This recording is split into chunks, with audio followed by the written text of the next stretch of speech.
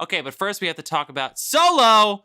We have to talk about Solo. So, Solo. What's Solo? Solo is on Disney Plus, first of all. So Also, we my had to talk movie about library. it. People had waited for as soon as Disney bought the rights to Star Wars, and we all knew that they were going to start doing spin-offs and prequels. Rogue One was an obvious first choice, and then it was like, we need the Solo origin story, right? And so we don't know who to give credit to.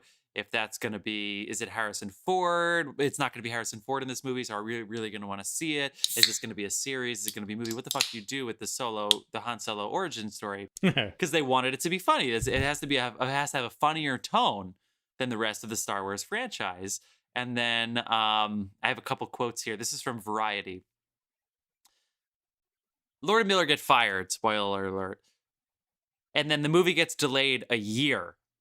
The production gets pushed back. The release date gets delayed from 2017. It goes from like February 2017 to August 2017. It ended up at $300 million budget. Yeah, it started at 275, and then they just started chunking on top of it. So here we go. I have a couple quotes. So this is Lawrence Kasdan is most famous for being the screenwriter for Empire Strikes Back. He also came in to help with the second best Star Wars film ever. Wow. What do you go with number one? Do you go New Hope number one? No, I was right in that age frame with Jedi. Oh, cool. Like that was my teenage. All right, Empire's better. So we have this quote by Lawrence Kasdan. Fuck yourself. Oh, by Lawrence Kasdan, who he told it to Variety. You ready? Tone is everything to me. That's what movies are made up of. When you go to work in the morning on a Star Wars movie, there are thousands of people waiting for you, and you have to be very decisive and very quick about it.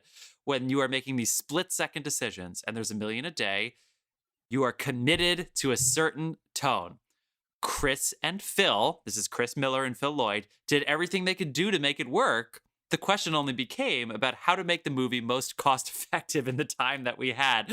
And then it cuts to a crew member who said, I got a lot of overtime on this movie.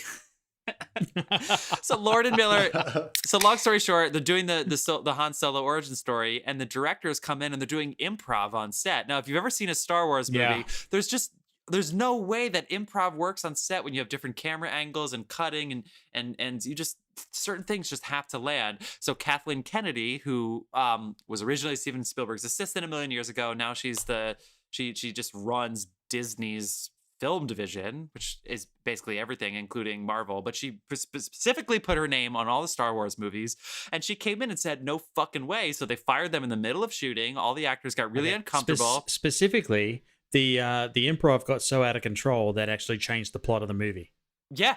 But some of the plot stayed in. They'd gone so far. They'd gone so far off book with the improv that some of what was written didn't make sense. Yeah, anymore. but you know what? They didn't improvise that somebody was a fucking Palpatine. So I think this improv was totally fine. Anyway, this is a lot of setup. The reason we're talking about Solo, we haven't even talked about. Let it go. We haven't even talked about the experience. Let it go. Hey, at least it's not Toy Story. So here's the fact. Here's the fact. What if at the end of this movie they pulled a Quentin Tarantino and they just killed Han Solo and Chewbacca? No, I'm kidding. But here's the thing. This story about the making of this movie being delayed a year, it fucked up Atlanta, which was a fantastic show, which came out in 2017. And we've only had 2 seasons in the past 4 years, primarily because of this fucking shoot taking forever. And because the head of FX had to come out and be like, what am I supposed to do? He's filming Star Wars. Like, he actually said that out loud. So anyway, I was so ready for it. But then the story... I mean, that's a fair excuse. The story affected the way I saw this movie the first time in 2018. So it starts out, it's very chaotic. It's very sincere in my point of view. We can talk more about that later. But it didn't feel like Han Solo. It felt like Star Wars masturbating on itself and trying to make money. And I backed away. This is me in 2018, not now. That's a 2018 drink. So here we are 2 years later. Here we are 2 years later, and we're giving it a rewatch. And I did everything I could to not take any notes at the beginning of the film because I knew that I would just immediately get online. So I stayed away and I watched the film. My take on the film coming later. Who wants to take it from there? Well, because the making of this film really became a huge story, and I think it influenced. What are we, Idol? I think it influenced the way people saw the movie because it definitely did for me. It 100% did for me. Oh, actually, Alden came out recently and spoke to that effect. That the media, like basically it's like, did this movie fail because they were expecting Alden to literally be Harrison Ford, or did it fail because the media overexposure and their feeding frenzy reporting basically made everyone go, this is going to fail before they even saw it? I mean, it's a combination of the two. I think people were very curious. What would happen if a Star Wars movie completely crashed? Yeah, and don't get me burned? wrong. It's like when they made Episode 1 and Ewan McGregor was Obi-Wan, and in the first line he drops, he is channeling Alec Guinness. Yeah. Like, it is spot on an Alec Guinness impersonation. Then he slowly gravitates towards making it his own. But it's like they knew the first thing out of his mouth had to sound like Obi-Wan. And they didn't do that in Solo, and I think it threw a lot of people. I mean, there's so many things that threw. They tried to do something that hadn't been done before. Yeah. In my opinion, but also the media ate this fucking thing alive. Yeah, exactly. So here we are, people who hate the media. The media, truth matters. So let's be real. But the people who, if you're out there and you're like, fuck film critics, fuck film Twitter, even though we're certainly advertising on film Twitter because we want people to listen to our podcast. If you want to know what this film is like, I wouldn't hate the media if they made some fucking sense. We're talking about film media specifically here, or just the arrogance, that film media brings in. Most people who write for film media were young when Star Wars episodes 4, 5, and 6 came out, and so now they're very quick to get on their high horse and give you a bunch of big words and a bunch of references that mean nothing to anybody. So anyway, this is our setup. The tone was tricky. I love the opening title scroll, like kind of check out, where they're like a long, long time ago, and actually far, far away. This is a different Star Wars movie. Let's go on. If this didn't happen in the middle of the reboot, then maybe people would have rooted for it the way they rooted for The Force Awakens, which is a fine film, but it's whatever. Anyway, let's talk about the movie. Sorry, John, what do you think about the movie? Good or bad or in between? Go. Yeah, I like this movie. I don't think it goes beyond that for me, though. Like, I think this is a fan service movie. Any of these, like, Dave, what are they actually calling these that are not part of the main story? The spinoff? They're not spinoffs. They're anthologies. Yeah, anthology series. So like, you get a lot of that. You know that going in though. So you're like, you just put on that cap, and you're going to see a lot of fan service and your exposition and trying to catch people up. Like, oh, that's totally how him and Chewbacca met. Like, oh, that's so cool. Do you have to just kind of say like, here we go. I'm gonna get over that for 15 or 20 minutes. But then you want a movie to develop. Even if you're going in there with that expectation, you're going to want to be surprised. You're still sitting down for 2 hours to watch a good story. You can't just have fan service. And I think this movie almost gets there. And I'm not even saying that I disliked it or that it's bad. It doesn't. I don't think it surpasses what it was capable of. And I have a feeling that that is completely because of the making. There was such a shit show. You have all these different people that I think that there are some basic elements of structure that Ron Howard eventually just made a decision on. And it feels like he didn't have all the tools in his box that he was hoping to make this story with. It ends too quickly. I mean, literally, like the very end, not the whole sequence on the. No, it ends just quickly enough. I didn't need to see the card game. We know he wins this ship in a card game. I did not need to see the card game. That's what I'm saying. I was like, why are they doing this? It should have ended. He shows up at the card game and he goes, "I want to buy in," and you just know what it means. Yeah, they game over, right? So that's fair. That's fair. The beginning and the end of this movie are fan service. They needed to see him win the Falcons. You're like, God damn it, I know, but like. They wanted that shot. They wanted the shot of him flying away in the Falcon so fucking bad that they ruined the 5 minutes leading up to it. How's that for an answer? This is one thing. All right. No, I like agree the film with that. too, by the way. That's my spoiler. Go ahead, John. I like it too. I've seen this 3 times now. I think I rewatched this on my own after seeing it in theaters because I struggled with it in the theater, and I remember rewatching it and liking it a little bit more. Anyway, I do think the opening 10-minute sequence is not as interesting as when he's in war. So there's a part of me now that I've seen it a few times that kind of wishes they would have started with him in war. And then, as so many movies have done, through maybe not necessarily flashbacks, but through tidbits of dialogue or personal moments of why it's so important to him to get back to where he came from, we could have discovered where he came from through Han's perspective, as opposed to them showing us outright where he came from. It did not work for me. That's 3 times in a row. The very beginning 10 minutes felt forced to me. And I think it took me out of it because I really like when it starts from the war onward. I thought it was much more interesting. Do you guys agree with that at all? Or Yes. Yeah, Dave, go. I'll agree with that. I mean, even the first scene, like it, I know it had to be dark, but did it need to be that dark?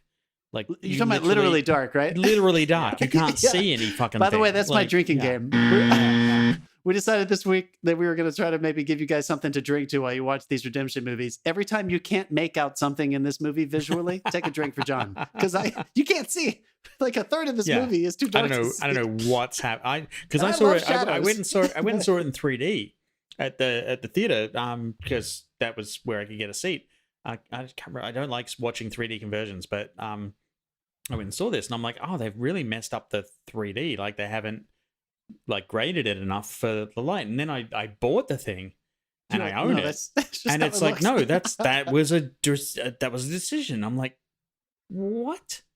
They had to have been, they And had to have dude, been playing honestly, with us. They we're had to have not said, being- you expect Han Solo just to be like a swashbuckler like Austin Powers meets Star Wars. So let's get grit out of this. But it's Disney grit, which isn't real grit, which just means dark. Yeah, Well- this is what I kept thinking. You're exactly right, dude. That's so perfect. I kept thinking Casino Royale. Like they were trying to show me a badass opening Card chase games and the sequence chase, yeah. with some fun. Which one is the second one? Quantum of Solace, where James they didn't have a Bond with script.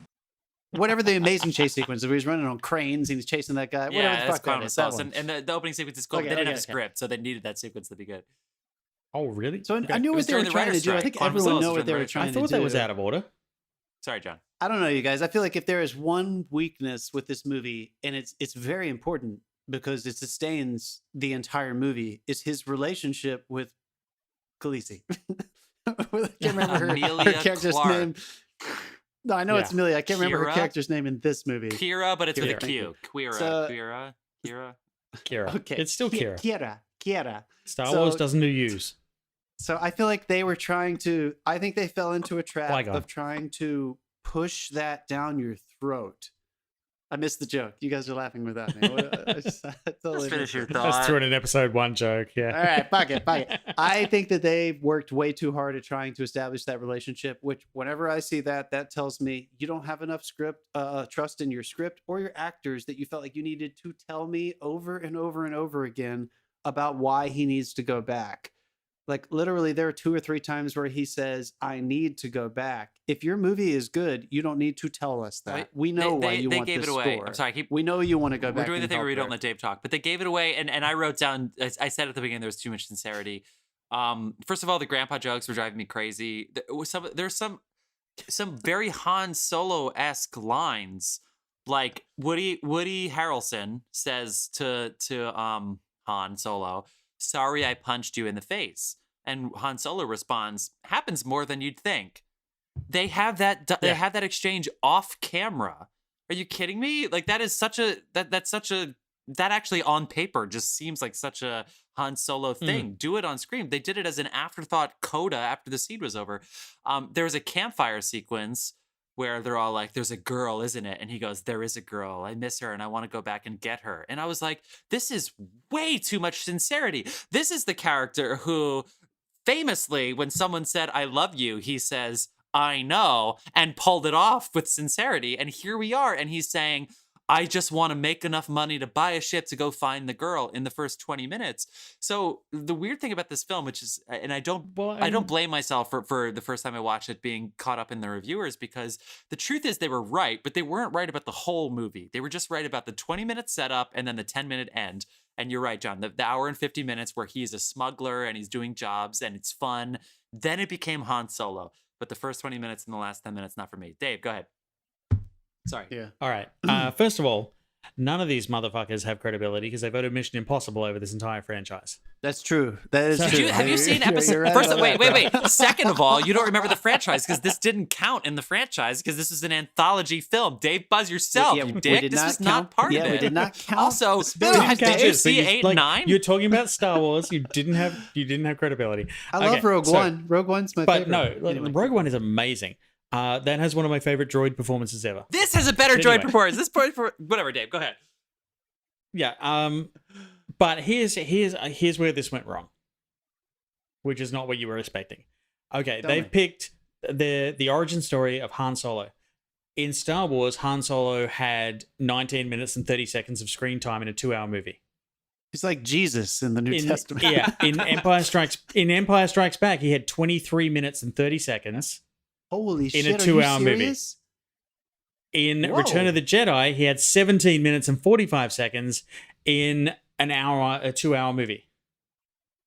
Oh my god, those are all Now- less than I thought he was in. Now Yeah, they wow. have picked that character that, despite that lack of screen time, has this enormous fucking mythology around him, and they've gone, let's do an origin story of him.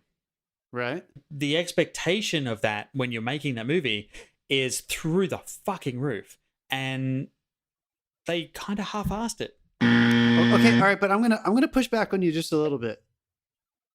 The whole time I was watching, and this is how I feel about the spinoffs in general. Anyone who listens to our franchise Face Off knows I'm not a huge fan of these reboots, but I have had more patience for the spinoffs because at least the spinoffs aren't trying to be the original three. Like they kind of know what they are. However, The first one definitely was trying to be the original.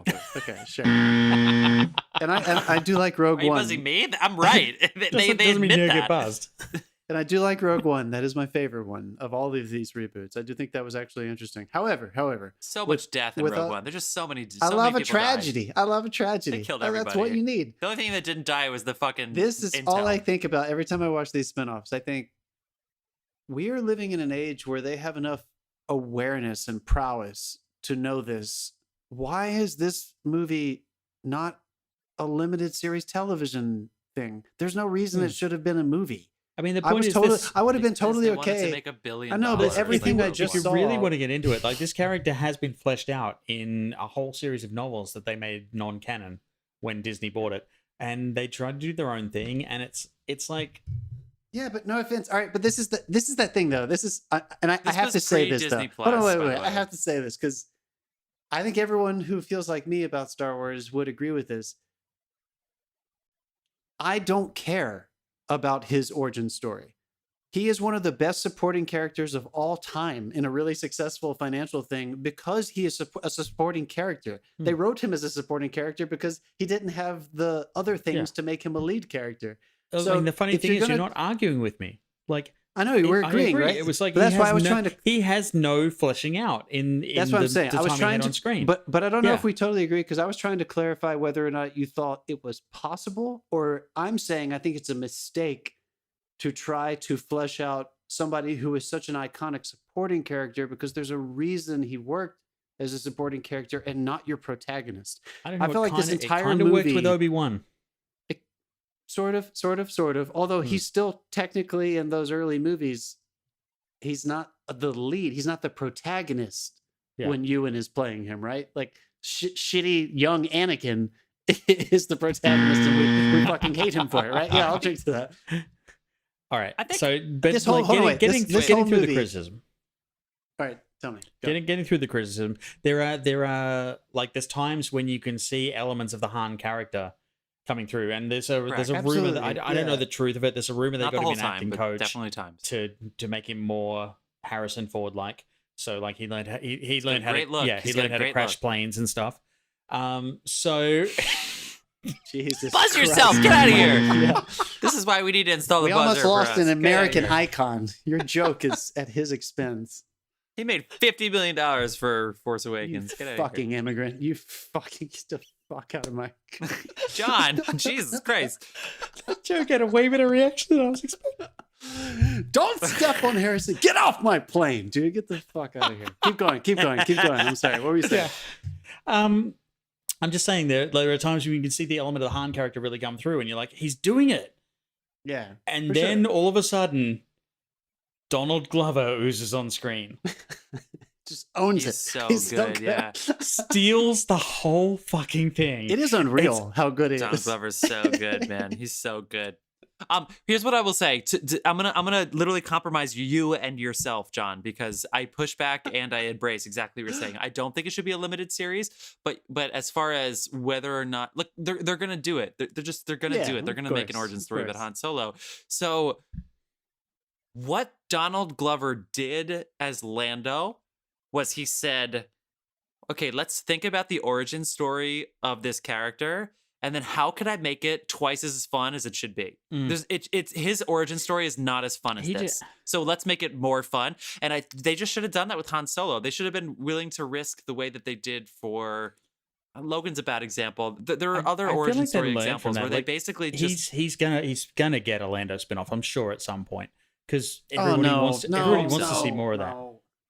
All right, but hold on a second. I'm just going to call this all out because I don't think the quality of a movie should be people walking in and saying, look how good that guy is impersonating that guy from that movie 50 years ago. that's not what we're saying about Donald That's Glover what we're at all. saying. We're That's exactly he what said we're he's had- saying. We're saying, look how good he is at No, playing because Billy he- D. Williams as Lando Calrissian. Well, he's playing an existing No, character, he's but playing a but younger he's having version of his fun existing doing it. character, and he nailed He's it. doing it in such a way that as soon as he starts talking, you go, okay, cool. I see what he's doing with Lando, and then your idea, of Billy D. Williams, goes just out the Yeah. door, and you're just like, this is Lando now, and they never let Alden Ehrenreich do that. They never gave him the opportunity to say, he's the swashbuckling nomad fucking low bit smuggler. Let's just have some fun, just stealing some stupid shit and grabbing some ass of some weird aliens and stuff. I think to you, John, people don't need the origin story of Han Solo. You're right. They don't need it. But you know what people really want, including me? I would put myself in this, and Dave's the one here who's watching the animated series or the comic books, whatever he's doing. I'm talking about Dave as if he's not here. Still here. What I want is to spend more Still here. time in the Star Wars world. That's the reason we love Mandalorian, even though that's too serious. I just want to live in that world. Give me Han Solo, give me a planet, give me some smuggling runs on some weird fucking hoverboard things. But they just start throwing names of planets at you, and they that just was also they make it a purity one of the- test. I think one of didn't the like things it also was that really threw people was this is the first time you've had the rogues be a prominent force in Star Wars. You always had the Jedi and the Sith. So you've had your good and Yeah. your bad. The rogues are like True. 50 fucking shades of grey in the middle of that. Like everyone's betraying each other. Everyone's got their own angle. And I don't think anyone really knew what to make of it in the Star Wars context. It's like we've had Right, because they were all missing from episode 7, 8, 9. They were nowhere to be we've had found. a space western. It's called Firefly.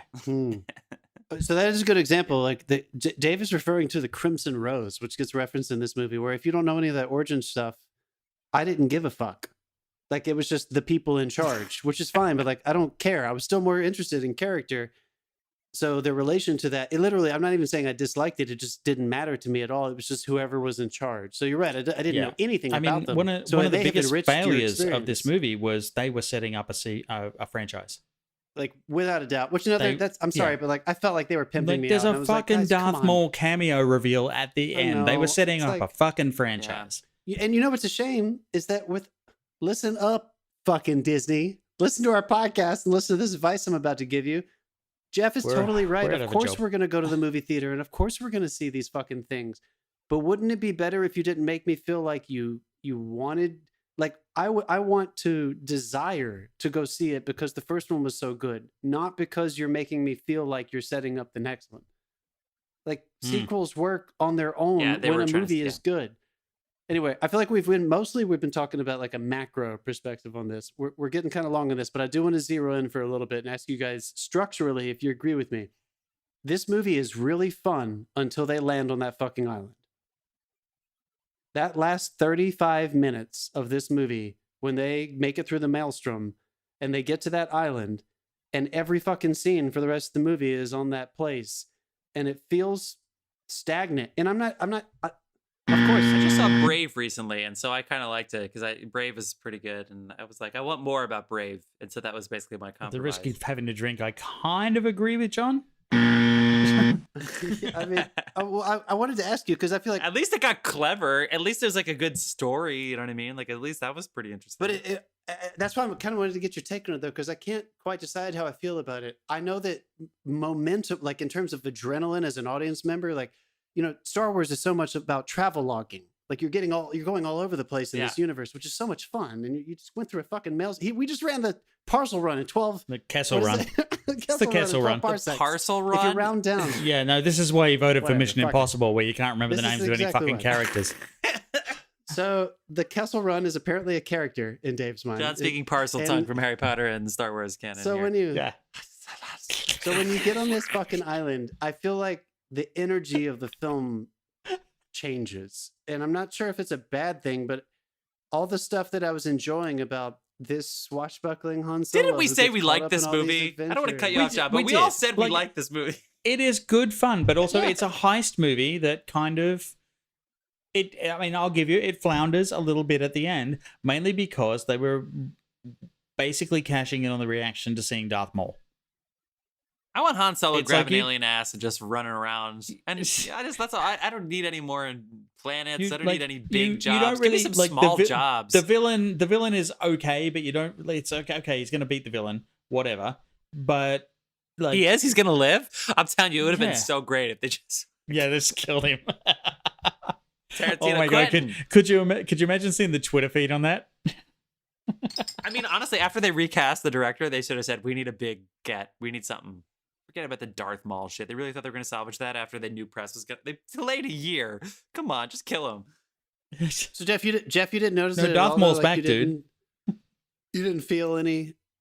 It feels almost like a different movie when they land on that island. Like it feels different. Yeah. I was wondering if either of you knew. Yeah. Did Ron Howard only direct that part? No, they reshot a lot. He directed the pretty much the original script as written. Okay, because it feels more insulated. It feels more like it doesn't matter where they are on that island. They're all very small scenes with between 2 or 3 people, versus all the action. Obviously, all those action sequences. I don't know. I still thought with I the did J.J. like this Abrams movie. script, I they do like this still movie. waited to film the scenes at the end, which is how the whole Palpatine thing came. Is they showed up on set and he was still willing to navigate. So I don't think they shot, and I know they shot out of order, but I don't think they shot the last 20 minutes anywhere near the beginning of their shoot.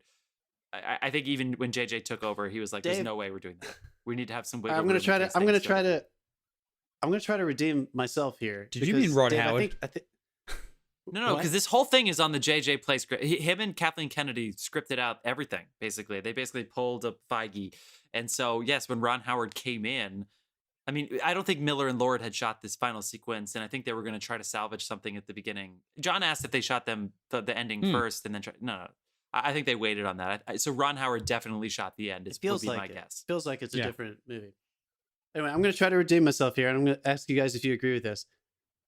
Because Dave, I think you're right, dude. Like, Star Wars works, and we were talking about this in the franchise thing, because they are morality plays. And these characters are these archetypes that we have talked about before. So I think one thing that is a flaw with these spin-offs is that they try to make them character pieces. And I don't think that works. And I think Dave, I think you hit the anecdote by talking about Crimson Dawn. If Han Solo would have been Han Solo existing in a morality play that was introducing new circumstances, I think I would have been more okay with it. And I didn't dislike this movie, but I feel like they were trying to follow Han Solo, the character, so religiously that they avoided going deeper with some of the new circumstances and some of the new characters around them and the criminal organizations. So I think it would have been more buoyant, and he would have been more buoyant. I think the as a biggest mistake they character. made was they were probably going to delve into the criminal organization in episode 2, and like it didn't get one because Yeah, this movie it didn't get one. They're not Yeah. doing it. I don't think so. Really? I mean, wow. this- I thought they were okay. I Yeah. just assumed they were doing it from the way they fucking ended it. Jeff, cough. Get it out. Sorry. Get it out, bro. Yeah, no, this failed at the box office because you have to double your budget because of marketing nowadays. But yeah, marketing's so I expensive, don't think I don't think Disney will spend the money on a Solo 2. Although they are starting a push to try and get one made. But Anyway, Well, hopefully we'll see what we happens. have to wrap this up. Dave, we have to wrap this up.